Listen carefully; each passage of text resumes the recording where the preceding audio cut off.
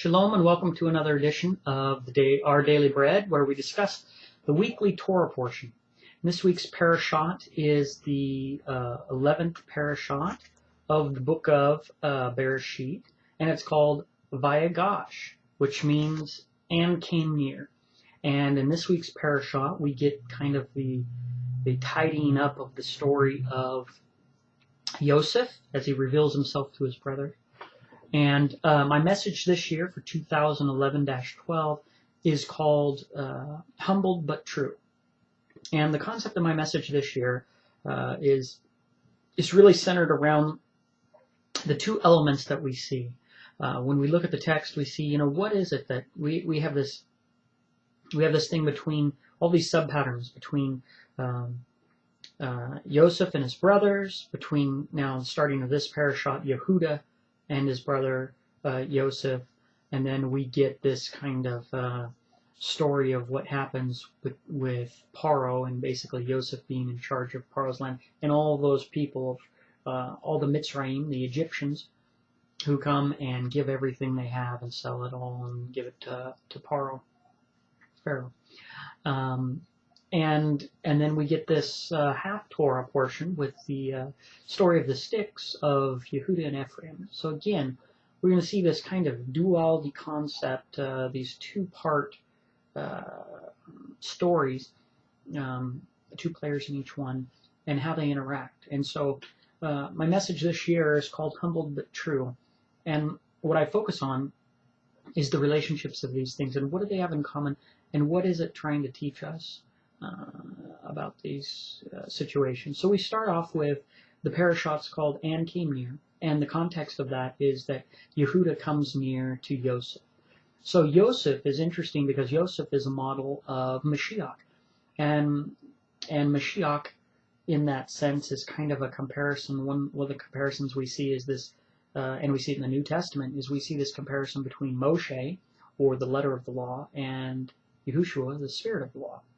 So we get the letter and the spirit. We have Moshe and Mashiach. We have the Old Testament and the New Testament.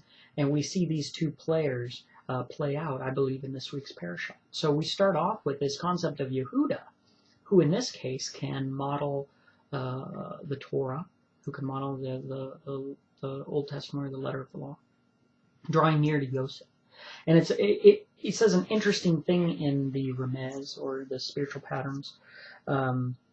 It says that, he says, "O my Adonai, let your servant, I pray you, speak a word in my Adonai's ears." Now the first thing that's interesting here, if we use the pattern, if we plug in the patterns of the Torah, the Old and the New Testament, then this pattern would be, in this situation, be creating that Yehuda, who was the Old Testament, who was Moshe, became then the servant of Mashiach. And it's interesting because in the pattern, we see that Paul talks about this when he says that Moshe was the schoolmaster who brought us to Mashiach. Well, that's that same servant role. And Mashiach himself said that if you would believe Moshe, you'd believe me because he wrote of me. But because you don't believe his words, how can you believe the words that I'm saying? Well, essentially, that's the similar thing as this pattern starts here. And I know I'm going to jump straight into spiritual patterns. So if a person goes, "Oh gosh, I don't see that in the text," well, that's okay. We're just talking about mechanics and patterns here. And when we look at parables, it was the same way. When Mashiach taught the parable of the wheat and the tares, it's not like everybody, jumped up and said, "Oh, this is about the angels and the harvest and the children of God and all that." They may not be able to see it out of just the story of a parable of wheat and tares and the harvest and the reapers. But those people who study, as it says, right, drew near, that's a key phrase, drew near to Mashiach afterwards and said, "Declare unto us this parable." So here's people who drew near unto Mashiach, and he showed that the surface story was one thing, but underneath it was this additional text, this additional subtext, these spiritual definitions, the spiritual story. So there's a literal story and the spiritual story, and that's what I'm doing right here. So if you're following along and you say, "Gosh, I don't see that," and in the literal story, that's okay. Just follow along and watch the patterns, and you'll see that the patterns line up, and maybe you'll be able to see something additional and see if there's a message that's being taught here. So what we see is this interesting phrase in the Ramez, which is what we call the spiritual level or the spiritual patterns. It says, where he says, let your servant, I pray you, speak a word. So it's interesting. And then it says, and let not your anger burn against your servant, for you are even as Paro. Now that's interesting that it says that you are as Paro. And we see this combination where Yehuda, or the Jews in this sense, may look at the New Testament and say, that looks like teachings of the world. That looks like idolatry. That looks like things that we do not mix with. But a lot of times what they're seeing is just the outward interpretation of what they're seeing. But what they're seeing isn't actually correct. See, Yehuda in this case is talking to his brother Yosef. But he doesn't know that they're related. He doesn't know that they're brothers. And it reminds me of what Mashiach said when he said, who is my mother? Who is my brother? Those who do the will of my Father. So this teaches us a little algebraic equation here, where it says that the concept of that brother is that they're one with the will of the Father. That's what a brother is. And so when we apply that here, he couldn't see his brother. In other words, he couldn't see how Yosef was his brother. So to him, when he's looking at Yosef, he sees the Mitzrayim. He's seeing the outward things that to him, the way he defines it, looks like this guy's just like Paro. And this was part of what we learn in this story. Now it's going to be revealed to him how it's actually his brother. And in the same way, we see this pattern. There's many patterns, but we see one of the patterns is that when we see, according to Yehuda, the Jews may look at the New Testament in the same way and say, gosh, that looks like paganism, saying he's the Son of God, and saying that, it looks like that's different than what we do, because it looks like the Jesus of Christianity, doesn't like the Torah and does away with it. That's how it appears. But what they're looking at is somebody else's interpretation of what the New Testament is, not someone from a Torah perspective, who like a Messianic like me, who might look at the New Testament and say, well, Jesus didn't do away with the law. Actually, they're just misinterpreting it. Actually, he lived the Torah and he taught the Torah. And so they're not really seeing it in its true sense, the New Testament. So they're rejecting it in a way, and seeing it only as something foreign, something of the Egyptians, something of the world. Egypt is a model of the world. So they see Christianity and they say, nah, that New Testament, get out of here. That just looks like paganism. It looks like a bunch of lies. It doesn't look like it lines up with our Torah. But we're going to see this pattern in the story play out, that they're going to figure out eventually that it is, as it's revealed to them. And in the same way, the parable is revealed to the disciples of Mashiach as they draw near to him, which is interesting because this "and came near" Vayigash is what this Torah portion is about. And that's really about studying the Torah. So as Yehuda draws near and studies, he thinks at first that this New Testament, that Mashiach is just like Paro. It's just like the world. It's worldly. It's not from the Torah. Now it's interesting. He says, "My Adonai asked his servant, saying, have you a father or a brother?" So here we get that interesting clue where he's saying, to them essentially, he's asking about their roots, and now the roots is the Torah. So as a Messianic, we look to the Jews, and we see their root is the Torah. Although in a way, I see that they've gotten away from the actual Torah, which was that love of their father, being a son of Yaakov. They got away from that Torah because, see, Yaakov loved Yosef. And so when his brothers hated him, they weren't being like their father, right? So we go back to this concept of who's my mother, who's my brother. They weren't being a brother, because a brother does the will of the father. The father wouldn't have killed Yosef. That was his son who he loved. And yet his brothers weren't acting like the father, so they weren't really acting like a son. And so it's interesting when he says, he asked them about their father. Have you a father or a brother? And the subtext here is really that it's talking about, have they realigned with their father's will, or are they still doing their own will? And since he's asking Yehuda, this is a sub-pattern, a parable, a model of the Jews, in saying that have you returned to the Torah? Are you still following a lot of man-made laws through the Talmud and stuff like that that isn't actually lining up with the Torah? Or have you returned to the Torah? Because a lot of what they follow in Judaism is not pure Torah, though they think it is. And in the same way, they reject the New Testament. And Mashiach, ultimately, when he came, was correcting many of those who were in Judaism and showing them that their traditions of men, their teachings, were not in line with the actual Torah. And because they didn't want to believe that, they rejected Mashiach and ultimately some of them and killed him, although some of them who accepted it and said, well, this guy is the living Torah, and they followed him. So there was a division between those people who could see him and those who couldn't. And so this plays out in this story as he's about to reveal himself to his brethren. So we see here that he asked him if basically he wants him to stay, and Yehuda offers himself, draws near to Yosef. Still can't see him yet, but this is a model, I believe, in a prophetic model, that the Jews will revisit the Torah or the New Testament, and I believe that they will do that through Ephraim, through the Messianics, who will come back and study the Torah and say, wait a minute, they'll draw near. The Christians look like Paro, right? They just look like something worldly. But then you have, when they start to see something, that revelation, I believe, that of Yosef revealing himself to his brother is a prophetic model of the Messianics who come back and combine the Torah and show the Jews and the Christians that the Torah,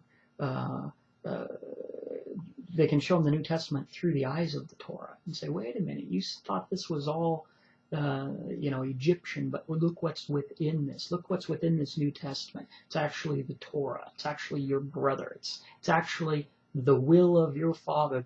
The Torah, which is the will of God, is actually found within the New Testament. Let me reveal it to you. Let me show you how. And this is going to be this great reunion that we see in the half Torah of these two sticks coming back together. So we start off with this concept of Yehuda, right, who rejected Yosef originally, but now through this humbling, right, that happened of this famine. The famine was of the famine of the word. It was the grain. Because of this famine of the grain, it tells me it's prophetically, I think it's a prophetic model saying that there's going to be a re-hungering for the Torah. And maybe this next generation, whether it's younger generation of Jews or whatever it is, there's going to be a return to getting maybe away. I think there's going to be a point where people get away from some of the Talmud and start to question and go back to the Torah and saying, wait a minute, what does the Torah really say? And does this Talmud really line up with the Torah? Because there's many spots in the Talmud and teachings where you have two arguments. Well, you can't argue both sides and have it be authoritative. You can't say, should we do this? Yes, we should. And another rabbi says, no, we shouldn't. And then somehow say, well, no, both are right and both are the truth of the Torah. It can't be. You're going to have one right and one wrong. There's going to be a line between right and wrong, and the Torah decides that, not the opinions of the rabbis. And so what we see is that it doesn't mean reject Talmudic writings. It means these are people who study Torah, their ideas on it, and it's great as a commentary. I'm not suggesting that everything is wrong or that all tradition, that people who studied the Torah all throughout history, that we should just throw everything out. No. But when we read it, we should understand it in perspective of, here's people's opinions on it, and that it isn't equal to the Word of God. It all has to be measured against the Word of God to rightly divide out the correct and the incorrect interpretations. So I think there's going to be this famine of the word, this famine of grain is going to be a famine of the truth of the Word of God, and as a result it's going to cause people to research for themselves what the truth is. And really that to me is symbolic of the Messianic movement. It's people saying, well, I'm not going to just jump into Judaism and just accept what was passed on by the rabbis. I found over here that Christianity seems to have it wrong. I'm going to go back, right? That was the famine. It's the recognition that there's something wrong on both sides here of these men's teachings, and digging back into the Word and saying, wait, I need the grain. I'm going to go back to the Word of God and I'm going to study it. I'm going to find the truth. And that is going to cause this coming together of Yehuda and Yosef, of these two things that will then bring you the two witnesses, the truth that is found within them both. And that's going to be this great reuniting and this great regathering. And everybody benefits from it. The whole family comes back. And it's interesting because they come back and they dwell in the land of Goshen, which means to draw near. And so again, the same concept comes back, this drawing near, this and came near. The term for this parashat is Vayigash and came near. So it's a came near concept. And then there's understanding the parables, which always you'll find a key word there. And afterwards, his disciples drew near. And so his disciples drawing near, right, to Yahushua, to Mashiach, that produced that fruit of seeing the more, the other witness, the two witnesses, and having them together. You're going to see that one of the things that people claim that, why they claim that the Christian Jesus or whatnot wasn't the Messiah was because he's supposed to regather Israel. But what you're going to see is when you start to look at this concept of drawing near, of bringing together these things, of understanding that the Torah, the Old Testament, and the New Testament, when they're brought together, see, they bring together the literal and the spirit. When he goes back, as Mashiach did, and he explains what parables mean, that's a regathering of the truth. That's a regathering of Israel because they gather around the truth. And though you have the literal story, the parable, it doesn't mean you have the underlying spirit of it, the spiritual story. And until you have that second witness, you don't have truth. And so what he really was doing was regathering Israel, and he was doing that by teaching the truth. And by going to the letter of the law and saying, well, you've heard the letter of the law, right? Here's the one witness. Come here, Yehuda. And now here I'm going to bring over Ephraim. Here's the spirit of the truth. And when you put those two together, you're going to have the actual truth, the regathering of Israel. So that's a sub-concept that's in here. So we get this concept of Yehuda in the New Testament, and he's drawing near. And then he's saying, gosh, he's not going to let Benjamin not go back with him because this is going to kill his father. So all of a sudden he cares again about, see, here's that pattern, about his father. See, when he cast out Joseph, he wasn't caring about his father. He wasn't doing the will of his father. But now he cares about his father, and so he's protecting Benjamin, who is a submodel of Joseph in this scenario, Joseph's little brother. And this is part of the tests. Well, will you take the extra money? Will you leave Benjamin behind? Will you do these things that your father wouldn't do? Or are you like your father? So the Jews and Yehuda in this scenario are being retested on the Torah to see if they've become more in line with the true Torah and cast aside their own thoughts. And so what happens out of this is they step up to the plate and they do these things right. And he says, I'm going to sacrifice myself.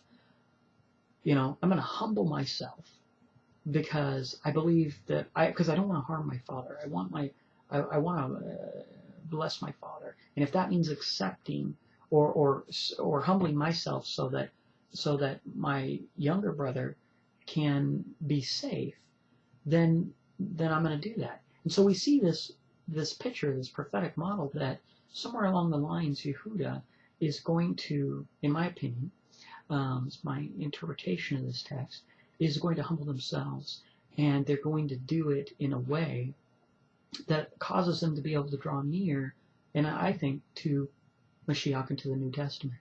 And when that happens, when they return to the Torah and they see that the Torah lines up with the New Testament lines up with the Torah, then we're going to have this great revelation. And it's funny that after he reveals himself and there's this big hugging and kissing, then he says, now go back and get our father and bring him here, right? There's going to be this bigger ingathering. And he tells them something. He says, leave your stuff behind. And if we follow the patterns there, what is the stuff that they're going to leave behind? I believe it's the tradition. I believe they're going to leave behind those Talmudic things, and they're going to leave behind the ideas of men and get back strictly to the Torah. And this is what I think these wagons represent when he gives them wagons. It says he didn't believe, the father didn't believe him until he saw the wagons, right?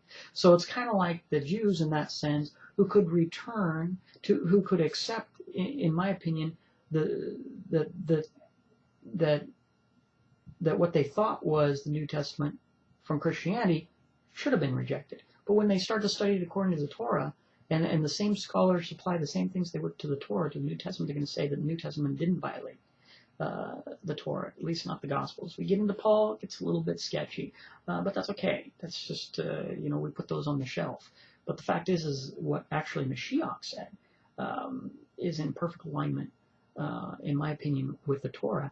And when that happens, and they realize and they see their brother, and they realize that they're saying they're one in the Torah, then I think that he's going to say, now get back, which was what Mashiach's message was to the Pharisees, was get rid of the traditions. Get back to the truth in the Torah, right?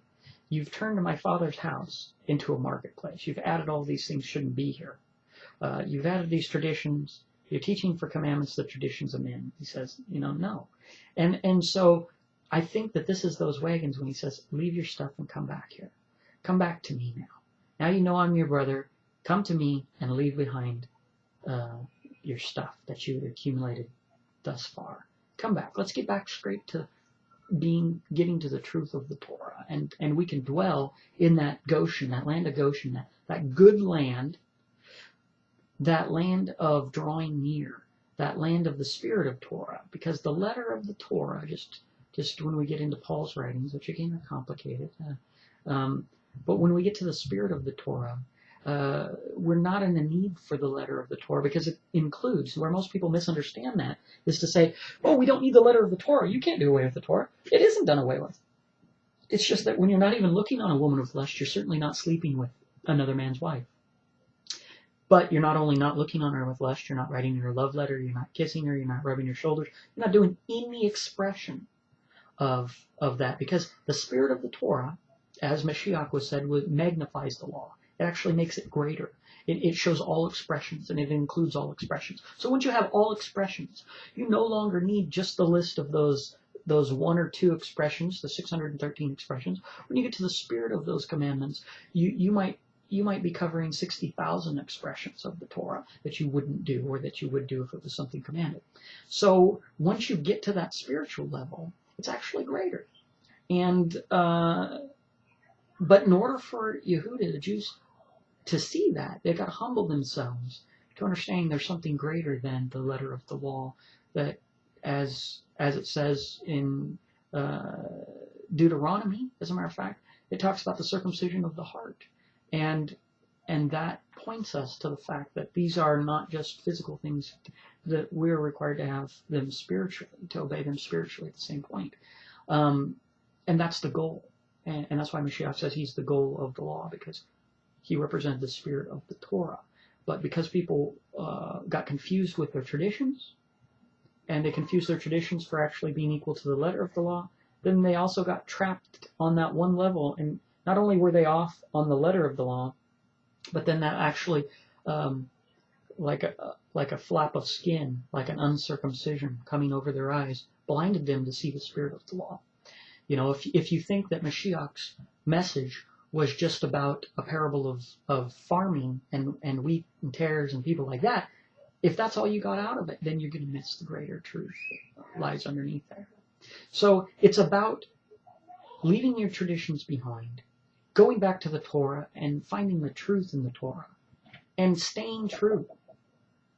This is this concept of this message called humbled but true, because what you have is, number one, you have to humble yourself to understand your understanding is probably wrong.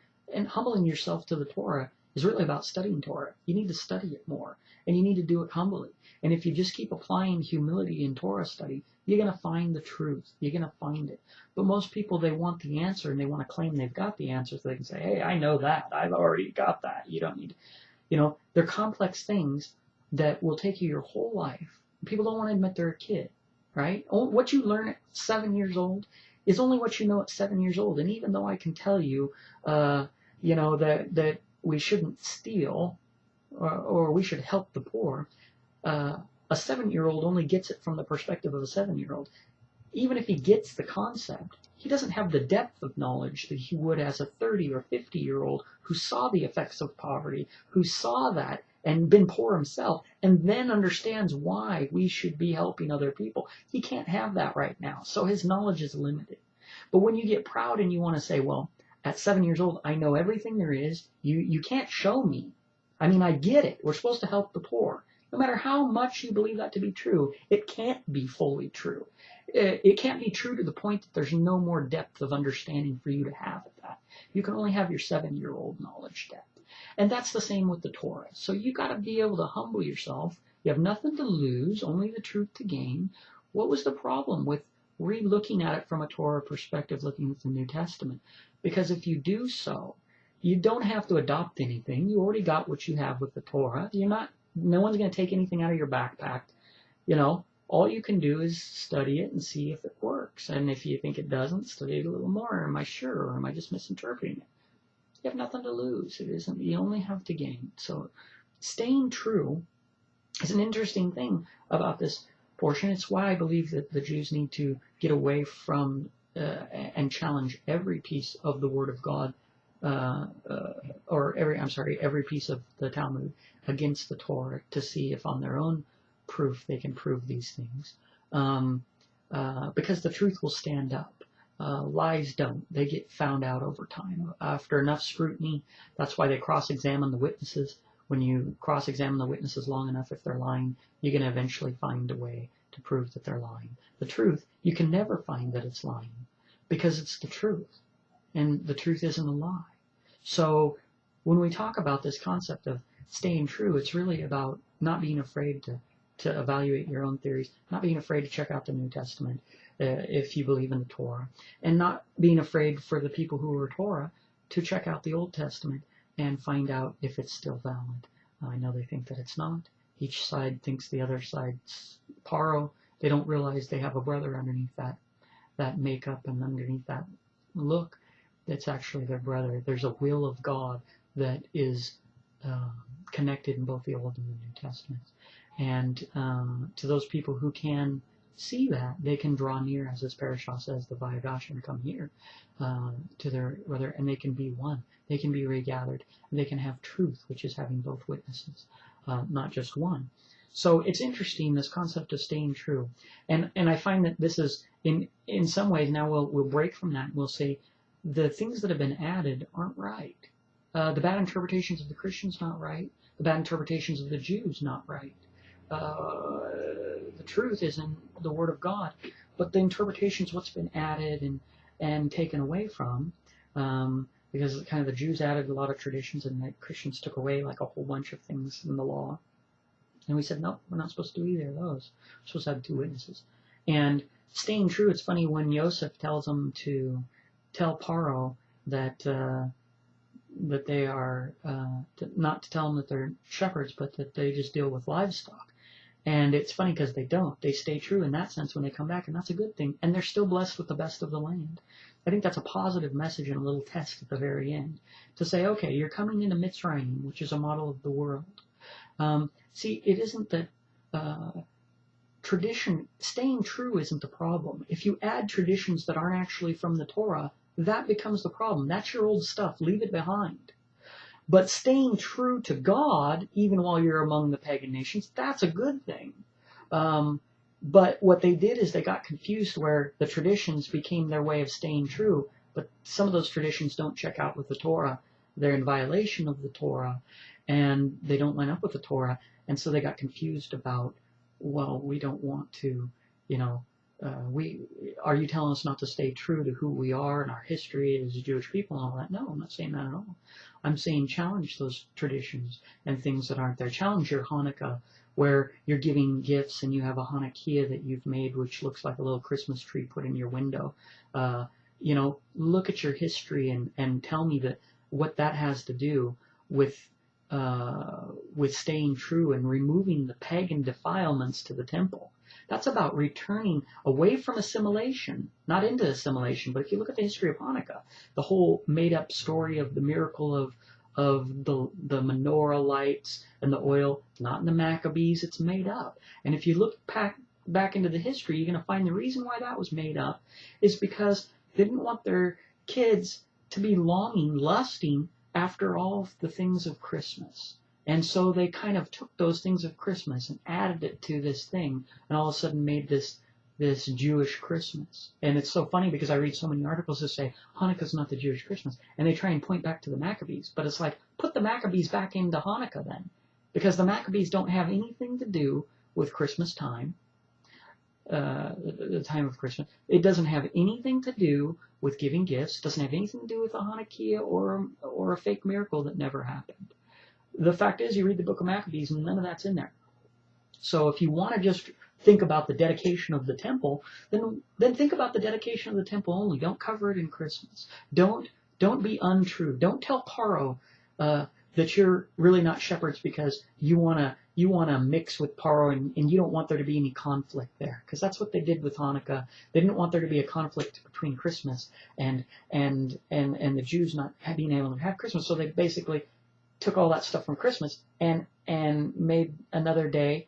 And then they try and justify it by saying, oh, but this is the dedication of the temple. Well, I call BS. If you care so much about the dedication of the temple, then leave it unclothed with Christmas.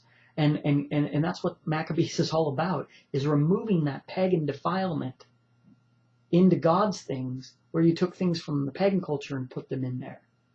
Remove all that Christmas crap from Hanukkah if you really care about the dedication of the temple. Because that's what Maccabees, the book of Maccabees, is all about. It's removing those defilements. And then secondly, I got to say, if it's really about the dedication of the temple, why aren't there celebrations for all the other temple dedications and all the other things? How about when Yaakov poured oil on the rocks? Is there a day set aside to remember that? Is there original days from the other temples when they were done? If that was true, that people are so sincere about wanting to recognize those dedication moments, then I call BS and say, well, then why don't you recognize all the other dedication moments? It seems like the cart's before the horse there. We created something here based upon Christmas, and then we re-justify it by saying, oh, but it's about this great Maccabee thing and all that. And I got to say, well, it's not even in alignment with what the Maccabee text says. And number two, I don't even see the heart of it being about that. It seems like that's a justification to do it. And, it's just the same when people say, well, Jesus is the reason for the season. Well, no, it isn't. The reason for the season goes back to pagan roots. And you just added that so you can feel good about doing those things that were originally pagan practices. So again, that's, you could put a Torah, inscription on the statue of Zeus that was put in the temple and defiled by the pagan nations, and it doesn't mean that the statue is a good thing because you write the Ten Commandments on it. The point is that we learn from the Torah, the groves, whether you worship them or not, those were the remnants of the pagan practices, and they were to be crushed into dust. Nothing remaining of them. You don't assimilate those things into the way we worship God, whether it's Christmas or whether it's Hanukkah. You don't do it. We worship God. We keep His holy days, and we don't worship Him with things that people worship with paganism with. So I got to call BS on that. And this goes into this last part of this parashah, which is what happens. All the people, there's a famine, and they all come and they sell. They give all their money, they give all their cattle, they give their lands, and eventually their own bodies. They sell themselves into slavery. And you know what this reminds me of? It reminds me of the verse that Mashiach said when he says, give to Caesar what is Caesar's. You see, Paro collects back all the things in his kingdom, all the land, all the people. This is a great regathering. There's two regatherings. This is a model of the parable of the wheat and the tares. There's the regathering of Israel into the land of Goshen. And there's a regathering of what is Paro's, his money, his land, his people. They're all gathered. And what we're going to see in the next book, Shemot, is there's going to be a conflict now between these two groups that are regathered. So you have money, the land, the physical things, all being regathered, and Paro's people. And then you have a gathering of Yisrael. And you're going to find that eventually these two things can't dwell together. So we get this concept of give to Caesar what is Caesar's. And see, even though Israel came back, they didn't have to pretend they weren't shepherds. They were shepherds. They knew they were living among Paro, but they were going to stay true. And they didn't need to sell themselves into slavery to Paro because of Yosef. And why was Yosef there? It says because Elohim sent them. He said, don't worry. Elohim sent me ahead to preserve, to save everybody. So because Elohim saved ultimately his people, he regathered him and saved him. And because of that, they didn't have to sell themselves into slavery. Everybody else who wasn't Israel, right, who wasn't his brothers, had to sell themselves back to Paro. And so that's part of the two regatherings. Now we get down to the very last part, which is Yehuda and Ephraim as one. So in this parashat, we talk about Yehuda being over here and Ephraim and how they're going to be put back together. And it's going to be together as one in the hand before their eyes, it says, about this two sticks being together. In other words, everybody's going to be able to see how those two come back together. And that's what I think is going to happen. Everyone's going to see how the Old Testament and the New Testament come back together under one king, King David. Right? These two sticks are going to be regathered, and it's going to happen so in a way that everybody sees how those two together are one, and how Mashiach and Moshe are one, and how the Old and the New Testament are one. So I think it's very prophetic. This is what it says. It's about being humbled, right? Because for people to see that, they got to be humbled. But they got to stay true, which means you have two witnesses. Truth says is established by two or more witnesses. So humbled but true. You have to approach the text humbly, and you have to be able to see both sides. You have to be patient, and you have to be, you have to pass the test, and you have to do your study. And if you study and you draw near the Vayigash, you draw near to that text, you're going to find the letter and the spirit of the law. You're going to find truth, and that truth is going to, as it says, set you free. It's going to save you in the time of famine. So, till next time, I'm going to say shalom, and may you have YHWH.